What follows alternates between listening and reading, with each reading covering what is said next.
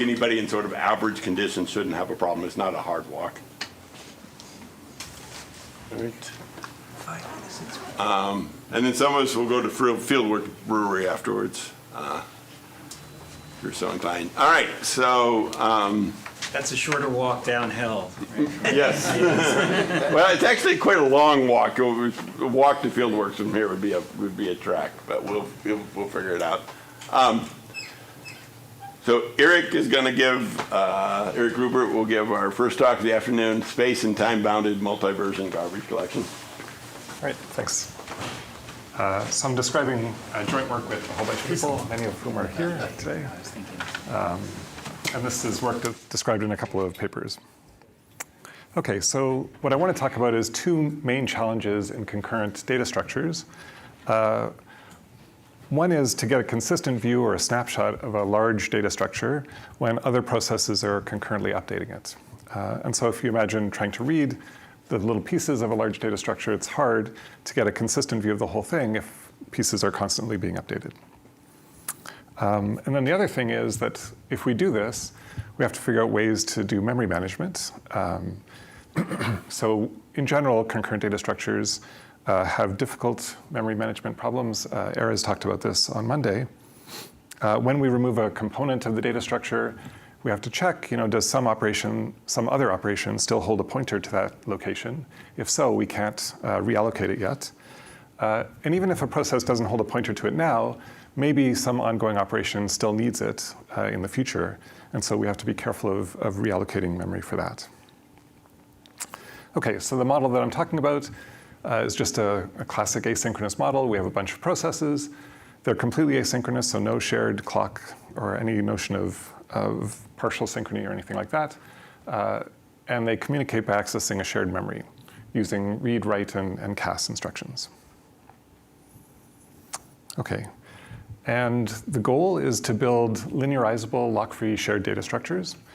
And that means that for linearizability, it means that each operation appears to take place instantaneously at some time between its invocation and response. Even though in reality it takes some period of time to do the operation, it should appear as though it's happening just atomically. And the progress property that I want to talk about is lock freedom, which means that some operation is guaranteed to complete no matter how the scheduler schedules steps of processes. Even if it stops scheduling the steps of some processes, other processes should be able to make progress. And that precludes the use of locks, because if a process holding a lock stops taking steps, then that would prevent the whole system from making progress. And I just want to say that designing these lock-free linearizable data structures is really quite tricky to get right. And so even now, like after, 25, 30 years of doing research on this, to design a really new shared data structure that's lock-free is often the work of like a master's thesis. And so one of my goals in research is to make this job a little bit easier. And to do that, I'm interested in looking at general techniques for building these lock-free data structures or for augmenting existing data structures. So for example, one way to augment a data structure is to add support for more different types of operations on it.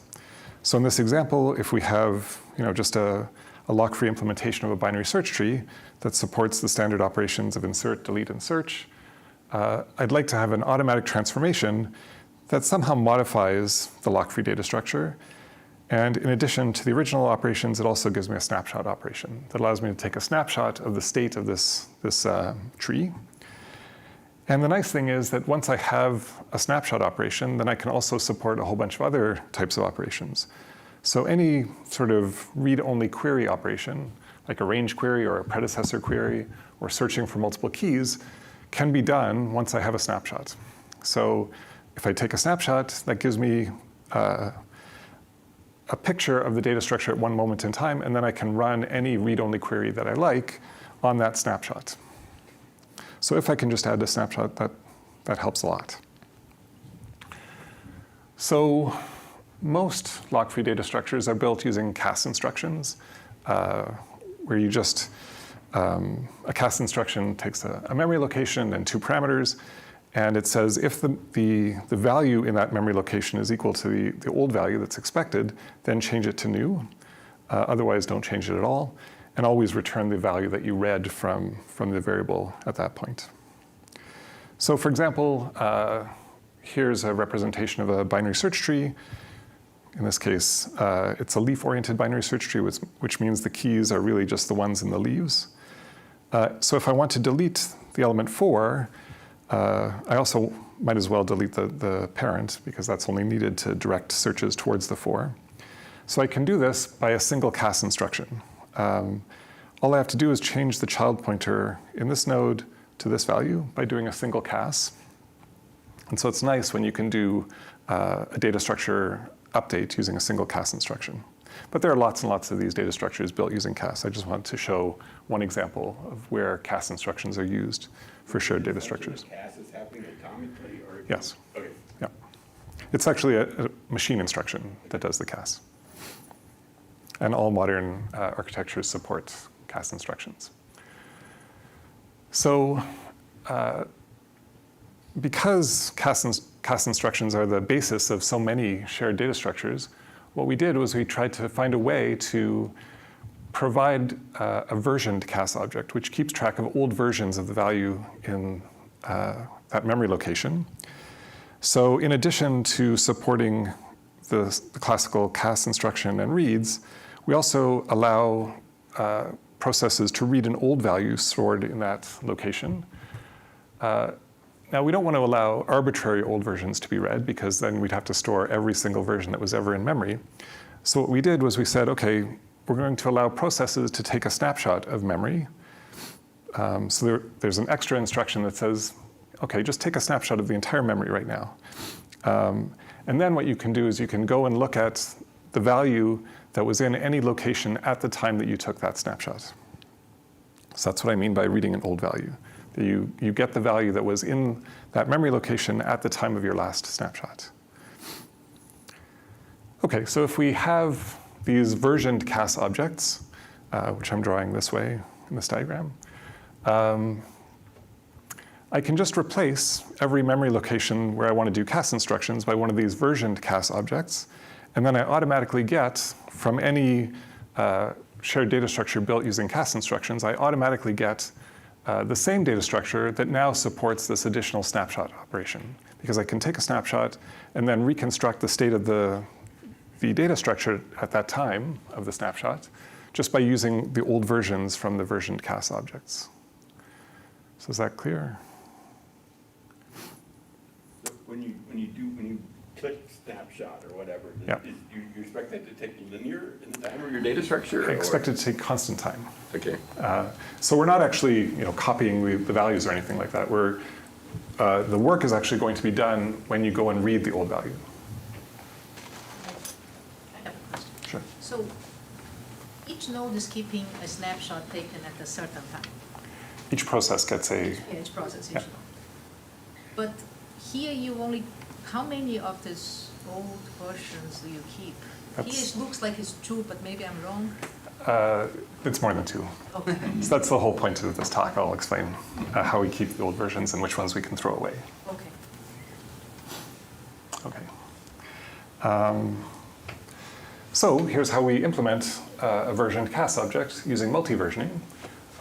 So this is an implementation of versioned cas from ordinary cas instructions. And like I said, cas instructions are given to you by the hardware. So we just want to use those to implement this versioned cas object. So we have a global clock. And so we keep a list of old versions with their timestamps. And this is the same as I think Phil was mentioning this morning, that we just have a version list with the most recent version going back into the past. And if I want to know what was the value of this object at 3 o'clock, 3 o'clock is between 2:30 and 4. So that means that this value, 2, was the value between 2:30 and 4. And so that's the value that the object had at 3 o'clock, if that was when I took my last snapshot.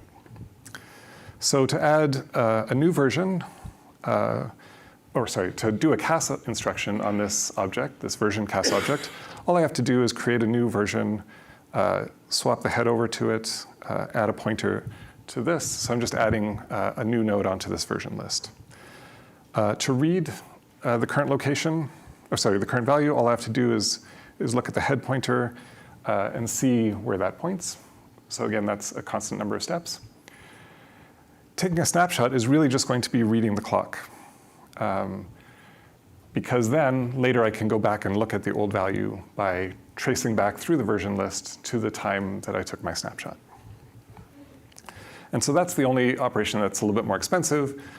Reading the old value, the time is going to depend upon how many cast instructions have occurred on this memory location since I took my snapshot. If you have a global clock, then why is your model purely asynchronous? It's just a memory location. It's not really a clock. I drew it as 6:30 here, but I just mean it's an integer. And so I will do. But if everybody has a consistent view of some sort of counter, can't they use that as a hint towards synchrony? I mean, it's just an integer, and you can read and write it, and cast it, I suppose. So that doesn't really help me with synchrony. It's just a memory location. Because that number may not change at all if no snapshots are taken. That's right. Yeah. Okay. So this idea of multiversioning is very common in concurrent systems. It's been used since the 1970s, or it's been thought about since the 1970s for things like multiversion concurrency control in databases, transactional memory, and concurrent data structures. So this is a general technique that's used in a lot of places, and so we would like to do memory management for multiversioning more generally, but I just wanted to give you the context of the shared data structures that sort of motivated us to study this problem. But I think the ideas here are more generally applicable. Okay, so then the key question is, how do we clear out all these versions that we're collecting when they're no longer needed? So a very basic approach is to use some sort of epoch-based reclamation. So the snapshots that are holding timestamps, those indicate which old versions are still needed, and so they can announce their timestamps. So for example, if I know that there was, here the horizontal axis is time, if I know that there was a snapshot taken at this moment and this moment, then I need these versions of this particular object, because maybe that snapshot is going to go and read those versions. I also need the current version, but all the other versions, I'm never going to need them. And so I could potentially throw them away. Epoch-based reclamation basically says, well, just look at the oldest timestamp that was taken, and anything before that can be thrown away, roughly speaking. Which is, it's nice and simple, and it has very low overhead. But the disadvantage is that one slow process that's taken an old snapshot might prevent you from reclaiming a lot of versions. And as a consequence, we get no bound on the space that this requires. So our goal was to do memory management more aggressively than epoch-based reclamation so that we could bound memory usage and also keep the time overhead low. And we divided this task up into 3 steps. So we want to identify all those unneeded versions. We want to remove them from their version lists, which is basically a concurrent data structure problem. And then we want to free the memory used by those versions so that the memory can be reused. Okay, so there's been some previous work on reclaiming those obsolete versions. Like I said, there's lots of papers on epoch-based reclamation style techniques. There were 3 papers that tried to do some more aggressive reclamation where you don't only throw away the really old versions, but also these intermediate versions between the ones that you need. So there were 3 systems called GVM, HANA, and Steam. Only the first one is lock-free. The other 2 are lock-based. And even the lock-free one has pretty big space overhead and time overhead in the worst case. So there's an extra factor of P, where P is the number of processes, in the amount of space that's needed. So we wanted to do better than that. So I guess I already said this, that really the only versions that we need are the current versions and the ones that immediately precede any snapshots that processes hold right now. everything else is obsolete, and we could, in principle, remove them. So we want to figure out a way to efficiently determine which ones could be removed from their version list because they're no longer needed. So every time we replace one version by a newer version in the version list, we'll take the older version and add it to this tracker data structure that's going to keep track of all these deprecated versions and tell us when one of them becomes obsolete and can be removed. So if I then replace this one by another, I can add this one to the tracker. And periodically, the tracker will tell me, here's a bunch of obsolete versions. Go ahead and get rid of them from your data structure. So one component of this is also that we have this announcement array that processes use to say, these are the timestamps that I need for my snapshot. OK, so the way that we implemented this tracker representation, or this tracker data structure, basically, is to use a bunch of thread local batches of these old versions that have been deprecated. Here I've shrunk down the versions into dots so I could draw them easier. So each of these squares represents a batch of old versions that have been replaced, but I'm not sure yet whether they're needed or not, because it's expensive to check whether a version is needed. I have to go and look at all the timestamps and see, does anybody need this version? So each process, when it replaces one version by another, just throws the old version into its local batch. And then every once in a while, when the batch becomes full, it goes and puts it into a shared queue so that other processes can see it and maybe help figure out whether elements within that batch can be removed from their version lists. OK, so then how does that get done? Well, periodically, we want to check whether all these versions in the queue are still needed.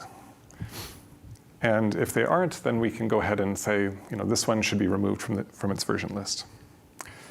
So the idea is that whenever a process gets a full batch here and wants to add a batch to the queue, it's going to dequeue 2 of the oldest batches and go through them one by one, all the versions in those batches, and check whether they can be removed, whether they're obsolete. And this makes sure that you do check each of these old versions that's in the queue once in a while, and you can throw away the ones that are obsolete. So what's the order of things in these batches, or between the batches? Or? Within the batches, they are kept in sorted order by the timestamps. That makes it easier to process them when you are going through them here. But between batches, there's no relationship between versions in different batches. There's a lot on this slide. I'm not going to cover all of it. I think what I want to highlight is just the claim. So if we let h be the maximum number of versions that's actually needed at any time, and p is the number of processes, our claim is that the number of versions that are in this tracker object is at most twice the number that are actually needed, plus some little term. And so we only have sort of a constant factor overhead of how many versions are being kept around. We have to keep h versions around because those are maybe needed for snapshot operations. And we might have an extra factor of 2 objects that are obsolete but not yet recognized as being obsolete, and so they're still being held. And in fact, by changing some constants, you can reduce this constant of 2 as close as you like to 1. So you can make it 1.1. It takes a little bit more time. The constants in the time increase, but you can make it so it's very space efficient. So in most cases, when I replace a version by a newer version and I want to deprecate the older one, meaning put it into the tracker data structure, it just takes me a constant number of steps because I put it into my thread local batch. Every once in a while, I have to do some processing to go through the old batch. That takes p log p steps because that's the size we chose for the batch.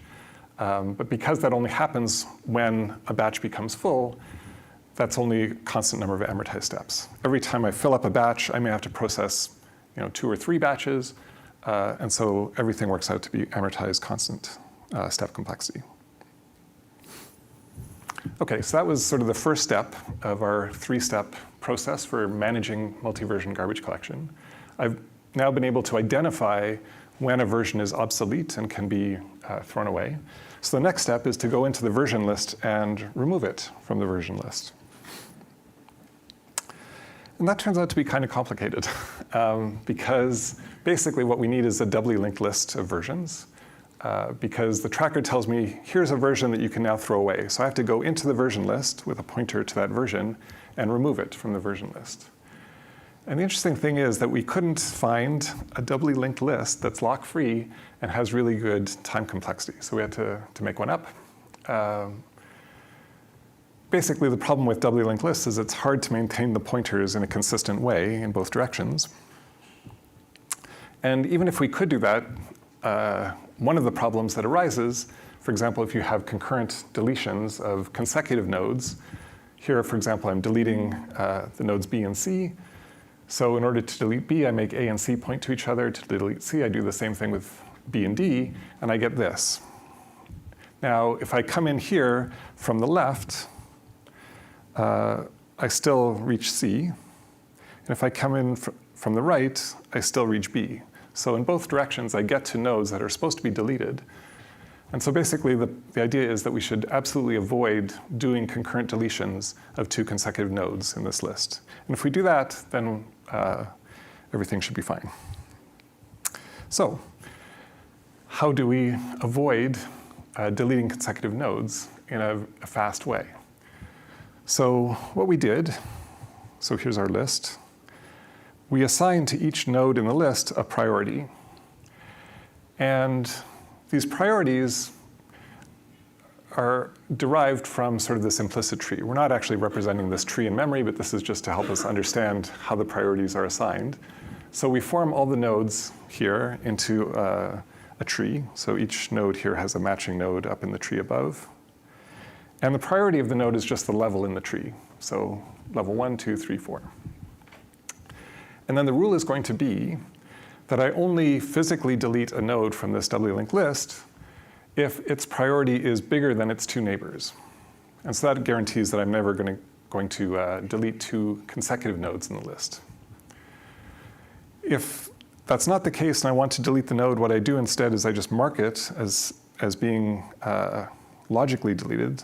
So for example, this node is not a local maximum. Its priority is 3 and its neighbors are 4. So therefore, I can't physically delete it. I'll just mark it as being logically deleted for now. So I do the same thing conceptually in this tree. And if you think about it, deleting nodes whose priority is a local maximum corresponds to deleting leaves of this tree. And so we sort of delete things from the bottom up in the tree. And that means that if either one of its children are still present, then it blocks the physical deletion of that node. So what we do is, maybe at some point later on, we delete this node and we can actually physically delete it from the list. So we do that.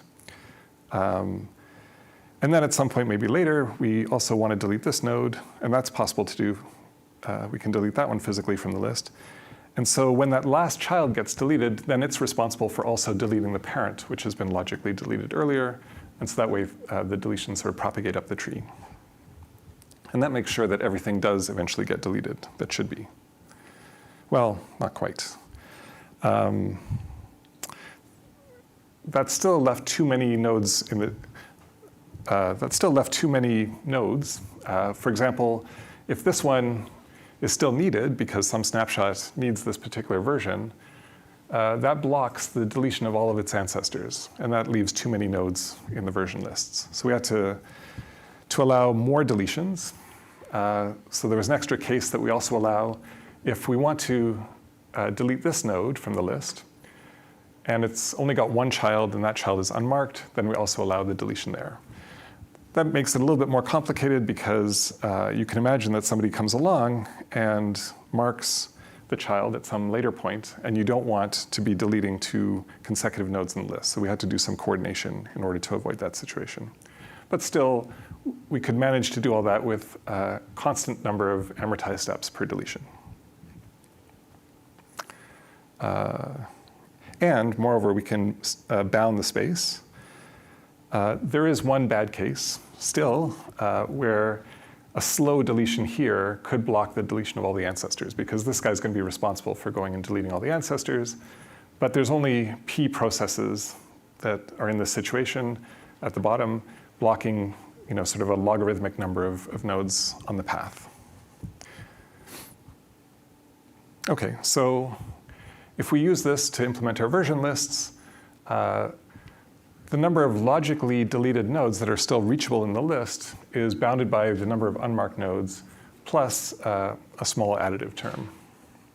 And the step complexity is good. It's constant, amortized in the case of deletion, but constant for adding a node to the list, for reading the head of the list, and also for doing deletions. And all of our operations are weight-free, which is even stronger than being lock-free. But that was really a theory paper because it's pretty complicated, the algorithms that we use to do the deletions within the linked list. So then we came up with another version list implementation that's a lot simpler. And in fact, it's even better in terms of space. It has fewer logically deleted nodes that are still left in the list. It doesn't need the priorities at all. However, it does get worse step complexity. But it's still pretty good in practice, we saw. So that one's very simple. If I want to delete some node y, and maybe some of its neighbors are also marked for being deleted, all I do is I walk until I find an unmarked node, and then I change those pointers to point to each other. And if I use a cast to do that. If one of those casts fails, then I just have to keep walking further and try again. It's kind of a free-for-all because you could end up with other processes due to concurrency sort of doing a lot of inconsistent updates. If I have more deleted nodes, I might have things pointing in or pointing across each other. And so it's kind of surprising that this free-for-all of changing pointers actually works and maintains it so that I can find the version that I need and delete it. But we prove that in the paper.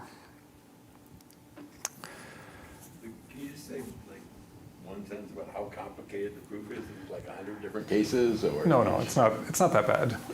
We prove some invariants, data structure invariants, and show that every step maintains those invariants. It's a couple of pages, which is actually pretty good for a lock-free data structure. Sometimes the proofs are like 20 pages long, that they actually work.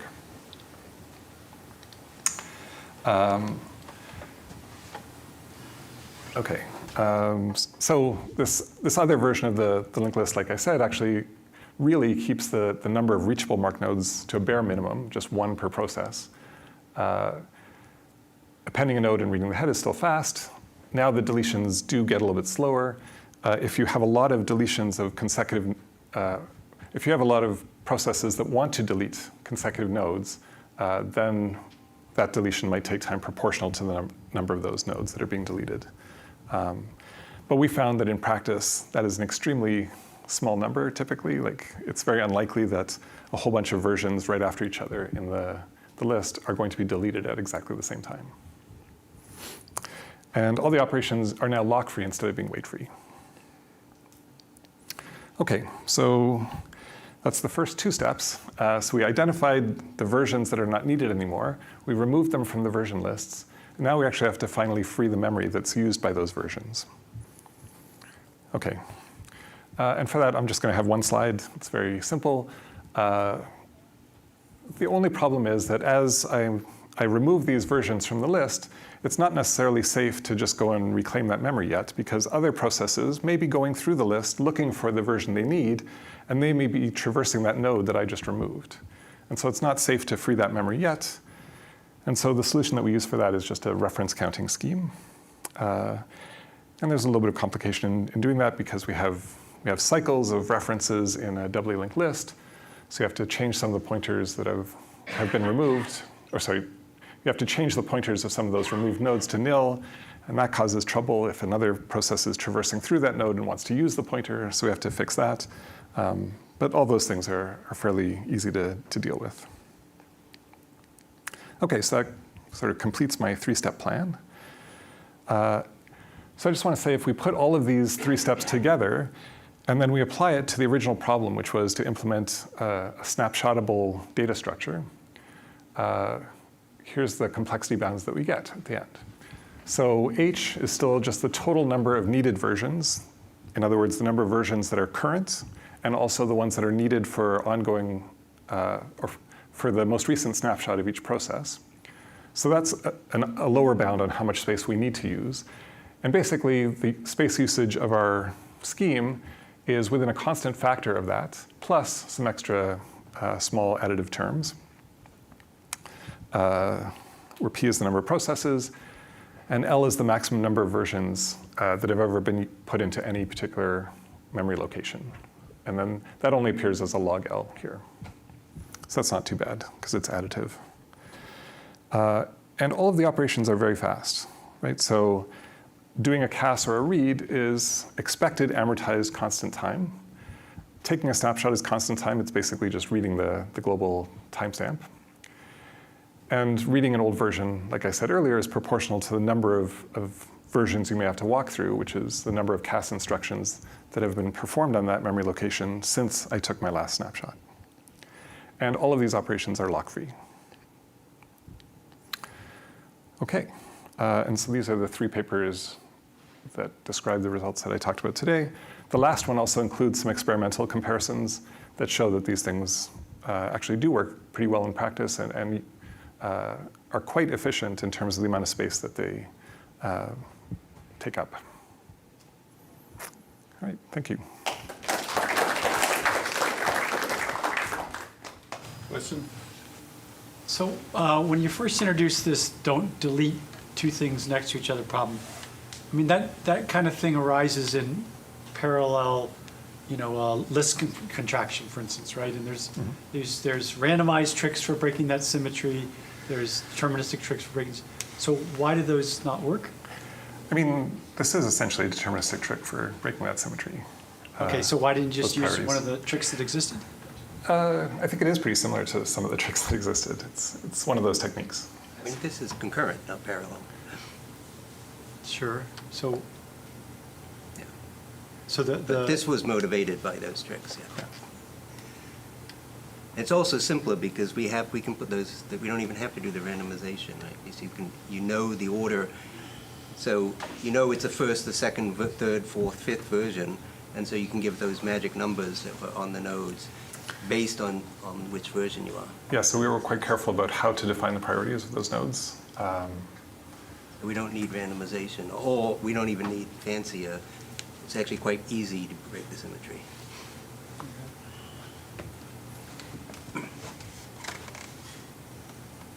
I missed something very basic early on. When you do a snapshot, are you doing like one node of a tree or the whole tree? The whole memory, basically. The whole memory? Yeah. And then, but you don't make a copy at that time. No. You wait, and then when you get to the next time you get to this node, then you realize I should make a timestamp now. It's a handle to a snapshot. It's not a snapshot. So yeah, I'm not taking a copy of memory, obviously. Those copies are sort of distributed across the memory in those old version lists. And then whenever I want to actually read the old version that corresponds to my snapshot, I have to go and walk through that list and find the version that was present at the time I took my snapshot. But like, if you say I want to take a snapshot now, then when you get to this node at some later point in time, you had queued up that you were. Yes, that version will still be there because we're not throwing it away. We're identifying which ones are safe to throw away that are not going to be needed by any of those snapshot operations. So, so is there a bound on this capital H? Is it? I mean, that depends upon what's going on. That depends on the application, right? So if you have a binary search tree, let's say, and you want to apply this to that, then H would be the number of nodes in your binary search tree, plus however many snapshots of the search tree you need as well. So if there are X number of nodes in my binary search tree, the space usage is this quantity O of H plus physical log P, whatever that, times X. What's X? Sorry. If there are X number of nodes, or if there are N number of nodes, then what is the total space? Oh no, usage? this is like the space usage for the entire memory. So if if I have n nodes in my data structure, and each one takes constant space, and maybe I have snapshots that require a few extra versions of some of those nodes, then that would be the count for H. All of the space for all of those nodes plus the versions that I need for my snapshots, because the ones that are no longer So could that be as high current. as P? So Yeah. H times P in the worst case? I mean, not N times P? N times B, yeah. I mean, if you have completely disjoint snapshots, that's very unlikely. Usually snapshots will be taken fairly recently, and so most of the tree won't change between two snapshots, or between the snapshot and the current state. So NP is the upper bound. Yes. It can't be, as opposed to epoch, which is unbounded. So it's still bounded memory. Yeah. But it's sensitive to how much space is actually needed, right? Because if you need that information because you took a snapshot and you want the snapshot, you got to keep that information. And so you can't do any better than that. When there is GC, is that true that read-old version can actually be better than the number of compare swaps in snapshot? Because some middle parts may be garbage collecting. That's true, yeah. So by taking out the obsolete versions, sometimes that makes this faster. Yeah. So that's also true for your algorithm, that sometimes you'll be faster. But Yeah. that's a This worst is a case. upper bound. Yeah, a worst case. One thing that we found when we did the experiments was that the worst case analysis doesn't really tell you the whole picture, though, because we had different schemes with similar worst case performances, but we sort of optimized the complicated list structure for the worst case at the expense maybe of the common case. And so that's why we wrote the last paper, which simplified that data structure that was more optimized for the typical case. Is there a reason why you look at two batches when you put a batch on in the identifying the uneven Oh, ones? You look yeah. at two as to. That was the big complicated slide. Basically, it's to make sure that you are cycling through all the batches periodically. You're sort of taking things out faster than you're putting them in so that you get through the whole list. And if you did 3 instead of 2, then this constant would come down. Or if you did 4 instead of 2, this would come down further. All right. Let's make it good.